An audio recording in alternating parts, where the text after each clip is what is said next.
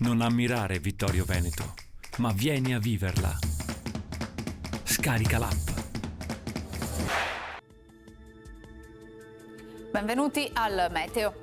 Martedì 22 novembre un'intensa ondata di maltempo travolge l'Italia con piogge diffuse, rischio nubifragi e venti burrascosi. Vediamo insieme il dettaglio. Sul Veneto il fronte instabile potrebbe causare diverse e severe criticità. Si prevedono precipitazioni abbondanti e anche forti sin dal mattino in pianura e localmente con quantitativi consistenti. La quota neve si attesterà intorno ai 700-1000 metri sulle Dolomiti e a circa 1100 metri sulle Prealpi. Venti tesi da direzioni variabili, mare molto mosso e possibili mareggiate. Temperature sostanzialmente stazionarie, minime tra 3 e 6 gradi, massime invece comprese tra i 7 e i 12 gradi all'incirca.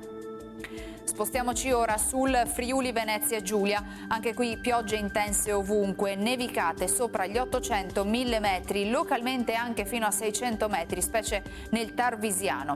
Venti forti di bora e su tutta la costa sarà possibile acqua alta anche con mareggiate. Temperature minime sui 5-7 gradi, massime intorno ai 10-12 gradi.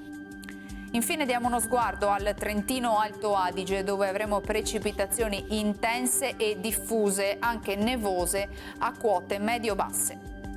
Temperature minime intorno ai 2-3 gradi, massime sugli 8 all'incirca. Dal Meteo di Antena 3 per ora è tutto, arrivederci al prossimo aggiornamento.